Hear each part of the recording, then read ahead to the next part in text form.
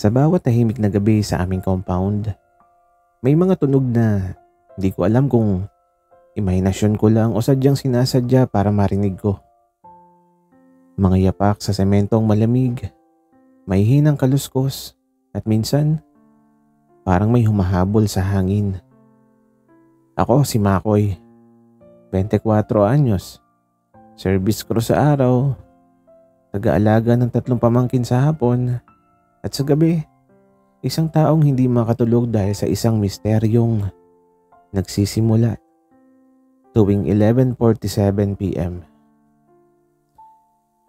Ang misteryo ay si Teddy. Si Teddy na bagong lipat sa kabilang pinto. Tahimik, laging naka-hoodie kahit mainit at may mga matang parang laging may tinatagong kwento. Hindi ko siya halos nakikita sa umaga pero sa gabi, ibang usapan.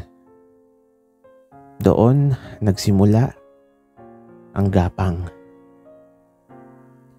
Noong unang gabi, nagising ako dahil sa tunog ng pagkadulas ng tsinelas sa koridor. Hindi naman ako madaling kabahan pero parang may kung anong kumikiliti sa batok ko. Lumabas ako saglit, nakasando lang at boxer. Bit-bit ang maliit kong flashlight. Pagbukas ko ng pinto, wala. Pero may humaplo sa sahig na anino. Mabilis, mababa, parang gumagapang. "Uy, may tao ba?" Tanong ko, pero walang sumagot. Nang ibaba kong ilaw, may nakita kong kamay. Isang kamay na nakasandal sa sahig. At tumingin sa akin ang mga mata ni Teddy mula sa gilid ng koridor. Nakasubsob siya, parang gumagapang pauwi sa kwarto niya. Mabilis siyang tumayo, halatang nahuli. At ang mahinang sabi niya, "Sorry, hindi kita sinasadyang gisingin." "Ginagawa mo?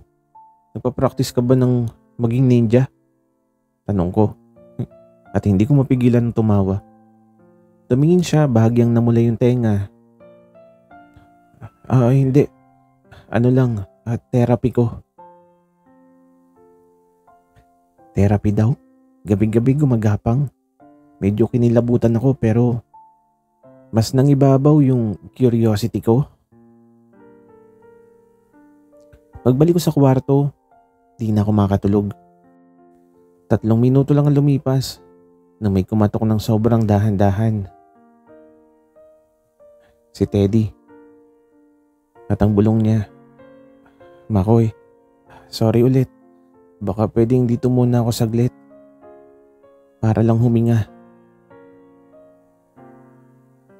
Hindi ko alam kung bakit pero pinabuksan ko siya at tumabi agad siya sa kama ko. Hindi kami magkakilala pero parang may bigat siyang dala na ayaw niyang ipakita sa mundo.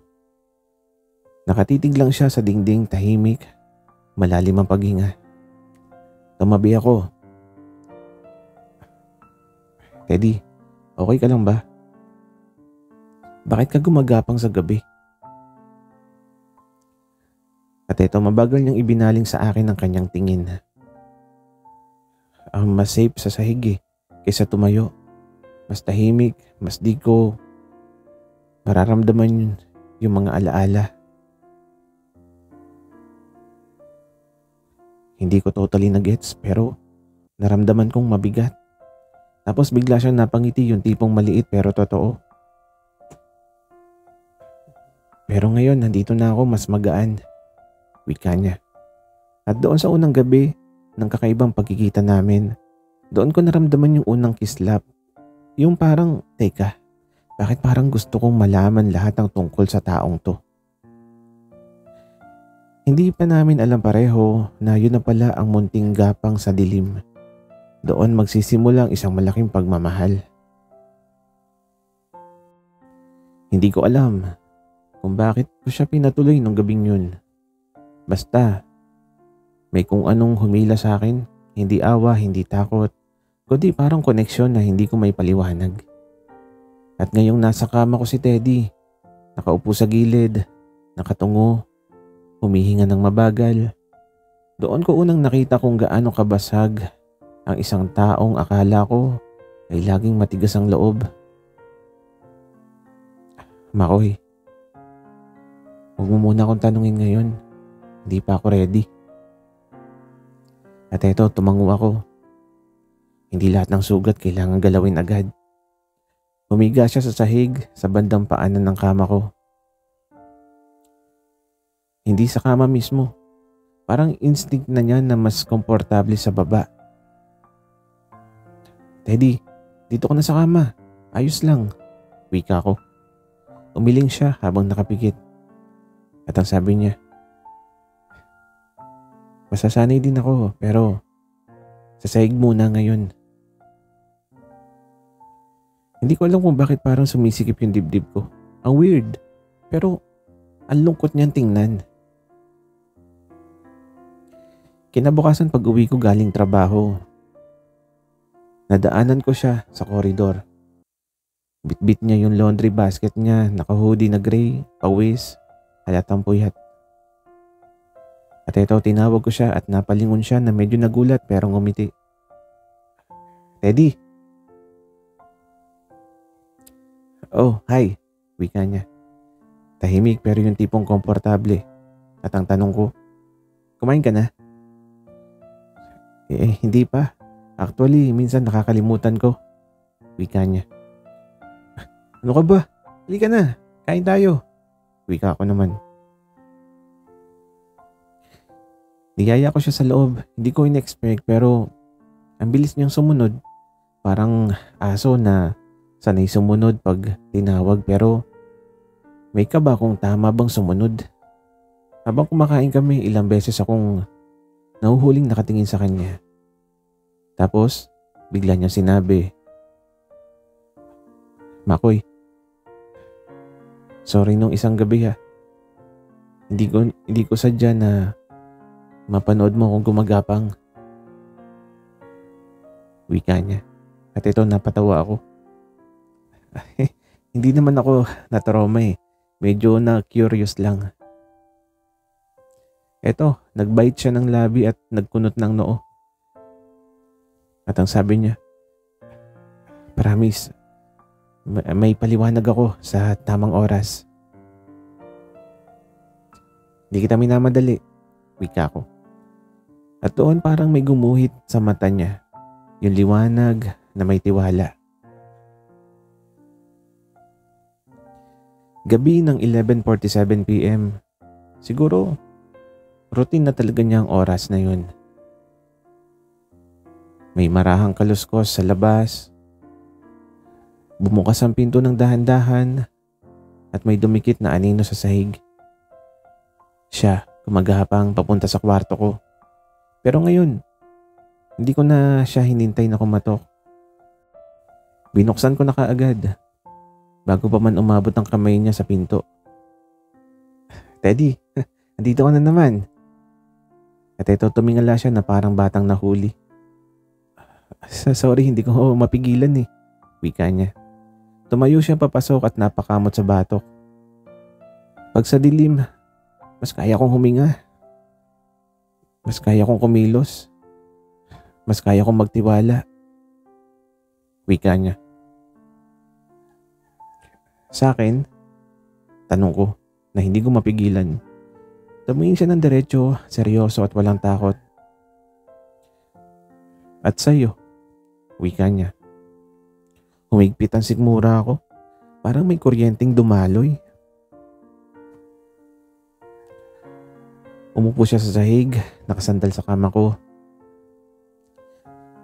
Pwede ba dito ulit ako? Kung saan kasi, dito ka. Wika ko.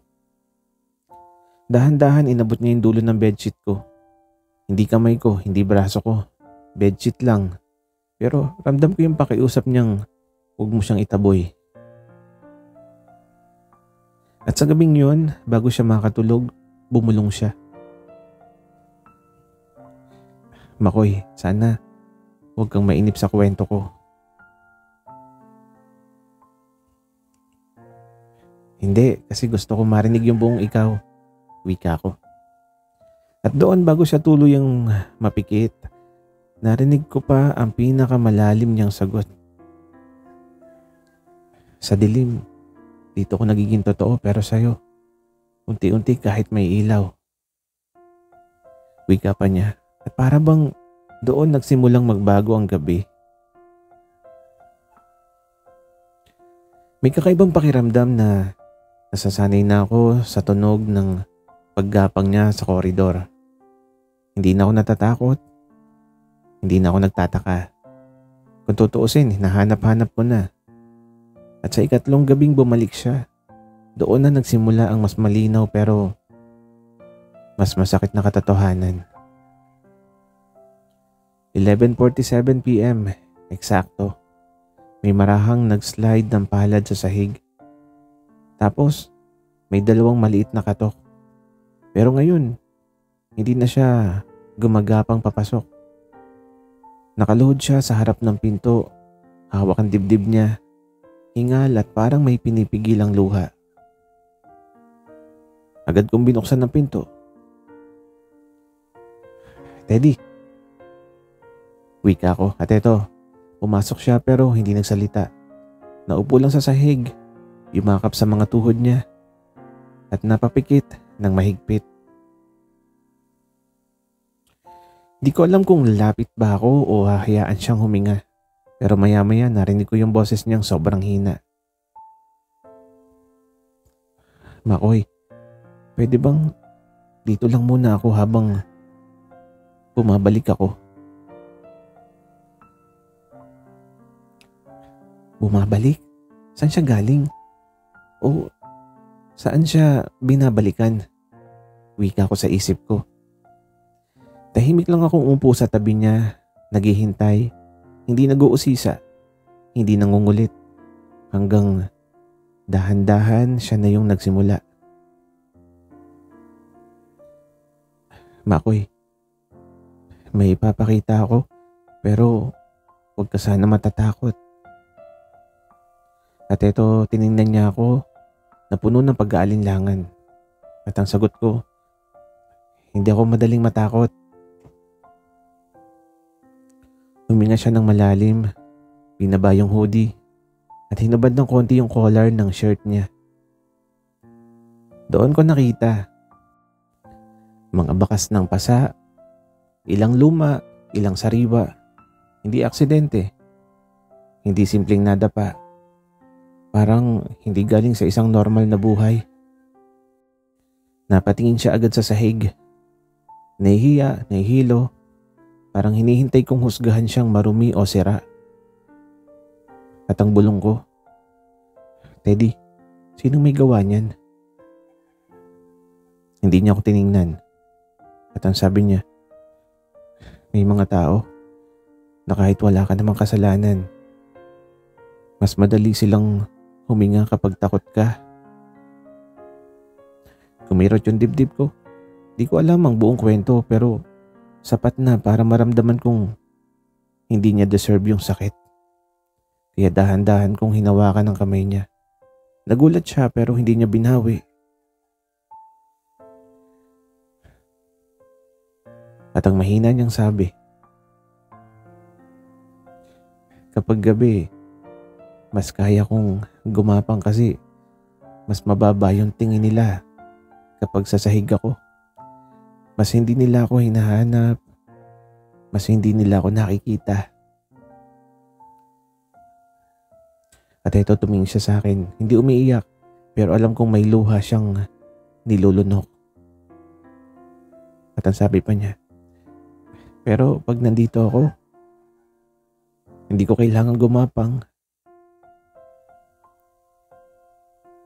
At doon ako hindi nakapagsalita. Tumingin lang ako sa kanya at pakiramdam ko kung ano man yung bigat niya. Kahit hindi ko kayang buhatin, kaya ko siyang tulungan na hawakan. Hindi ko alam kung bakit ko nagawa pero inalalayan ko siyang tumayo. Tinulak niya ang sarili niya para huwag tumayo pero pinilit ko ng dahan-dahan. Teddy, Hindi ka dapat sa sahig. Wika ko. Nanginginig yung tuhod niya. Parang first time ulit niyang tumayo nang walang takot. At nung tumayo siya ng diretso sa harap ko, napaatras siya ng kalahating hakbang. Parang di sanay na hindi nakayuko. Makoy, baka hindi ko kaya. Wika niya. Kaya mo. Di mo kailangan silang katakutan dito. At doon hindi ko napigilang hilahin siya papalapit. Isa lang. Mahigpit. Pero marahan na yakap.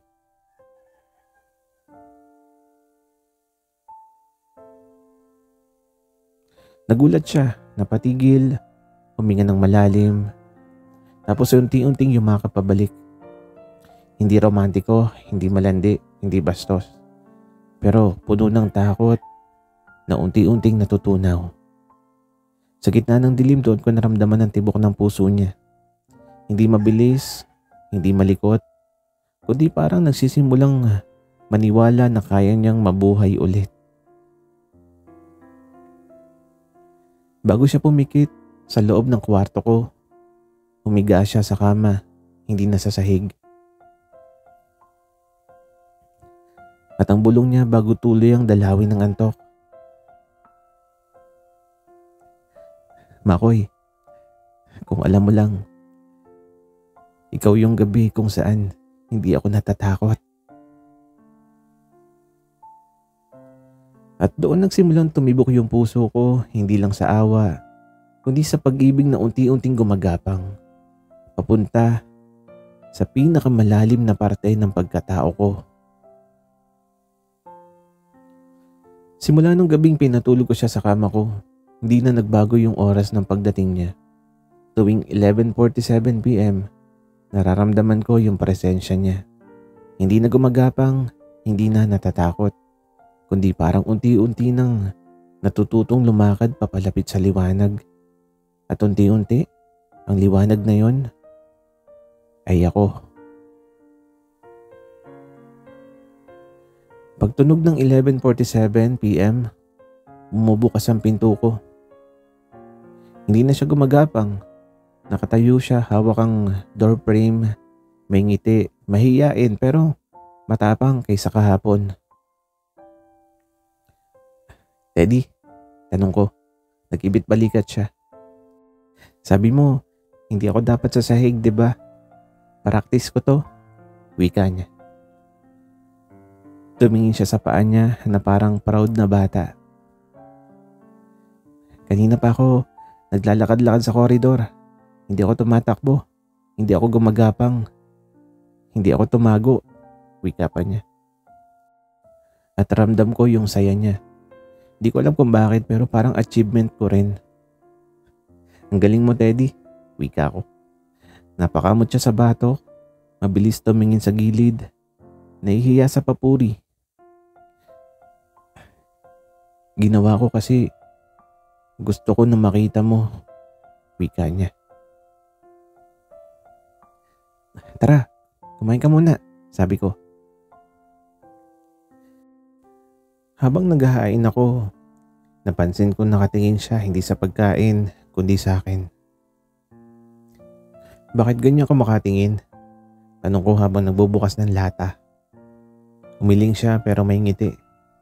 At ang bulong niya, ang weird eh. Ano naman doon ang weird? Wika ko. Sanay ako na kapag may kasama ako, lagi akong kinakabahan pero pag ikaw, ewan ko. Parang safe yung hangin. Natigilan ako. Di ko alam kung anong klaseng tinig yun. Pero parang gumaan ng loob ko sa sinabi niya.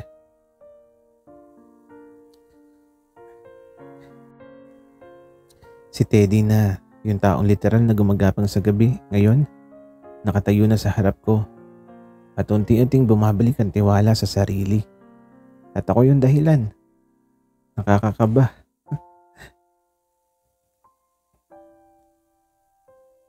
At eto, nagulat ako. Hindi dahil sa tanong kundi sa paraan ng pagtatanong niya. Ramdam mo na pinagtatagpi-tagpi niya yung lakas ng loob para sabihin yun. Bakit? Tanong ko na halos pabulong. Tumingin siya sa kamay niyang nanginginig at ang sabi niya, kasi minsan pag hawak ko yung kamay mo, tahimik yung utak ko.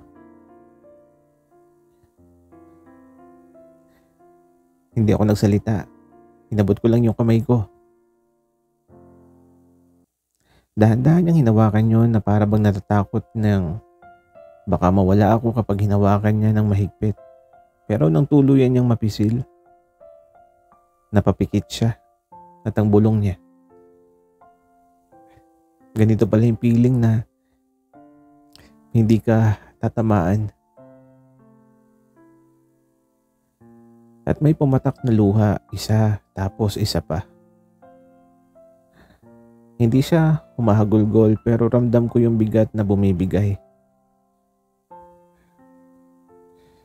Makoy, paano mo nagagawa to? Ano? Yung hindi ako natatakot sa'yo. Mabagal akong ngumiti.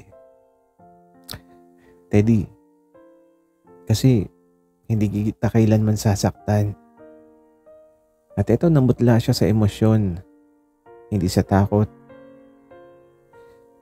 Hindi mo alam kung gaano kasarap marinig yan.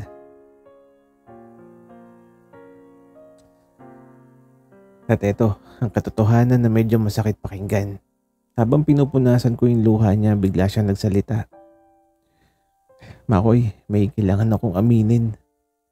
At eto, tumigil ako. Mabigat yung boses niya. Nagpapakita lang ako sa iyo kapag gabi.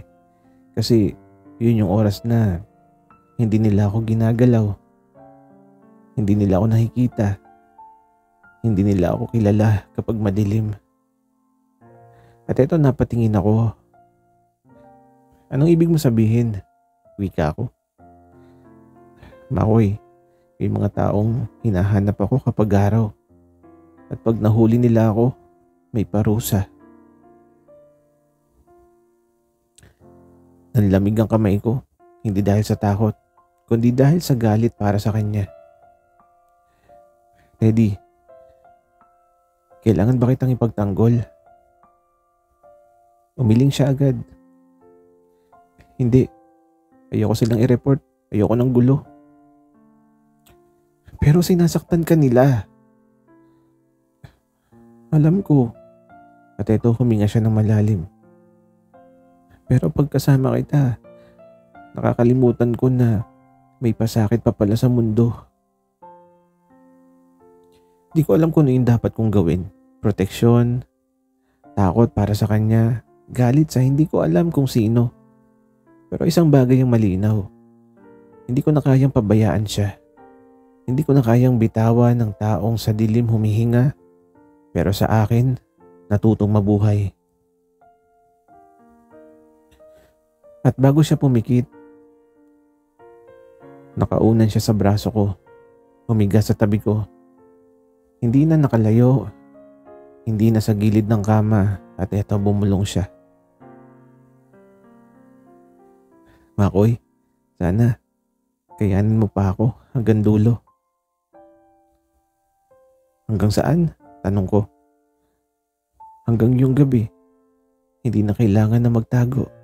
Wika niya. At doon nagsimula yung pagnanais ko na hindi lang siya mahalin, kundi iligtas. Simula nang umamin si Teddy na sa gabi lang siya ligtas, nagbago yung daling ng mga gabing yon. Hindi na lang siya gumagapang, hindi na lang siya nagtatago, ngunit bawat gabi, dala pa rin niya ang mga bakas ng nakaraan, mga pasa, takot, at alaala ng mga taong sinubukang sirain siya. At ako ang naging dahilan para magsimulang mawala ang mga yon. 11:47 p.m. Hindi siya gumapang. Nakatayo siya sa harap ko, nakatingin, para naghihintay ng kumpirmasyon. at ang bulong niya. Makoy, handa na ako. Handa ka na? Tanong ko. Nahalatang nanlalamig ang boses ko. Handa na akong matutong tumayo sa sarili ko basta nandiyan ka. Wika niya. Tumabi ako at hinawakan ng kamay niya. At naramdaman ko yung tibok ng puso niya. Matatag ngunit may kirot pa rin na dahan-dahang nawawala. Hindi ka na kailangang matakot. Bulong ko sa kanya. At ito napangiti siya na halos maiyak. At ang unang yakap na walang takot. Hindi na niya kailangang gumapang. Kaya't ngayon unti-unti na akong niyayakap ng buong katawan. Hindi lang braso niya kundi buong presensya. Makoy, parang unang beses kong naramdaman ng normal. Sabi niya nang nakapikit. Normal? Tanong ko naman, sabay hawak sa balikat niya. Yung hindi ka tinataboy ng takot, yung pwede kang huminga na pwede kang magmahal ng hindi natatakot. Wika niya. At dito unti-unti ko naunawaan. Ang gapang niya sa gabi ay pag-aalaga sa sarili sa mundong puno ng panganib. At ang paggapang niya sa akin ay pagtitiwala. Habang magkahawak kami sa kama, dahan-dahan niyang binaba yung mukha niya sa dibdib ko. Huminga siya ng malalim at ang sabi niya, at sa'yo, ramdam ko, safe na ako. Safe ka na talaga, Teddy.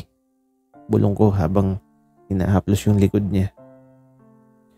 Ngumiti siya at sa unang pagkakataon, walang bakas ng takot sa mata niya. Walang takot, walang pangamba, tanging liwanag lang. At ramdam ko yung init sa puso niya. Isang init na kayang magpawala ng lahat ng dilim ng gabi. Bago kami nakatulog, hinawakan niya yung kamay ko ng mahigpit. Halos hindi bumitaw. Makoy, promise, kahit anong mangyari, hindi na ako matatakot. Promise, Teddy. Wala nang magtatakot sa'yo, sagot ko. At doon, bago kami tuluyang makatulog, alam ko na ang gabi na dati puno ng lihim, takot at sakit, ay unti-unting nagiging gabi ng pagmamahalan, pagkakaintindihan at tibay.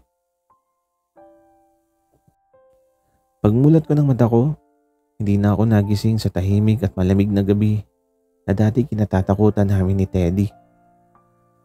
Ang paligid ay puno ng liwanag ng umaga at ang mundo ay parang bago. Si Teddy ay nakahiga sa tabi ko, nakangiti, nakapikit at ramdam ko yung tibok ng kanyang puso. Matiwasay, matatag at buo. Ito na yung simula ng bago naming kwento. Good morning, Makoy. Bulong niya na nangingiti. Good morning, Teddy. Sagot ko at nakayakap pa rin siya. Para bang sa unang pagkakataon, nakikita ko siya na hindi nagtatago. Walang hoodie na nagtatakip sa kanyang mga mata. Walang bakas ng takot sa kanyang katawan. Isang buong tao, handang magmahal, handang bumangon sa dilim, at handang tumanggap ng liwanag. Alam mo, Makoy, hindi ko na kailangang gumapang sa gabi. Sambit niya. Kasi, nandiyan ka na sa tabi ko. Umarap siya sa akin at nakita ko yung tunay na mata. Malinaw, matapang at puno ng tiwala. Habang magkahawak kami, ramdam ko yung lahat ng gabing ginugol namin sa dilim. Lahat ng takot, lahat ng luha at pag-aalinlangan ay naging pundasyon ng pagmamahal na ngayon matatag at hindi matitinag. Makoy, salamat. Bulong niya na may halong saya at lungkot. Sa gabi, sa dilim, at ngayon sa liwanag. Ito yung naging dahilan. Wika pa niya. Hindi ko napigilang ngumiti. At ang sabi ko, hindi ko hayaan na matakot ka ulit, Teddy. Hindi kita pababayaan. At doon sa liwanag ng umaga, naramdaman namin pareho na kahit gaano karami ang dilim sa mundo, kapag magkasama, sapat na yung liwanag namin para magpatuloy. Hindi ito yung tipo ng yakap na puno ng kilig. Ito yung yakap ng taong nagtiwala, naghilom at nagmahal sa isang tao na buo. At habang nagyayakap siya sa akin, napagtanto ko na sa bawat gabing ginugugol namin sa dilim, bawat takot na pinaglaban namin at bawat lihim na unti-unti namin binubukas ay nagdala sa amin ng isang punto. Isang one great love na hindi matitinag at kahit anong bagyo o dilim ang dumating.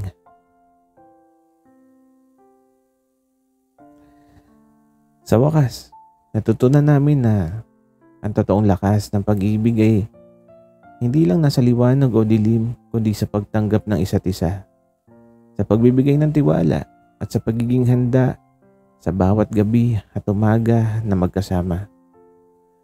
At sa bawat liwanag ng umaga, kahit maalaala pa rin namin ang dilim, alam naming hindi na namin kailangang gumapang para sa kaligtasan, kundi maglakad ng magkahawak kamay sa liwanag ng pagmamahalan. Sana'y nagustuhan nyo ang aming kwento. Maraming salamat sa inyong pakikinig.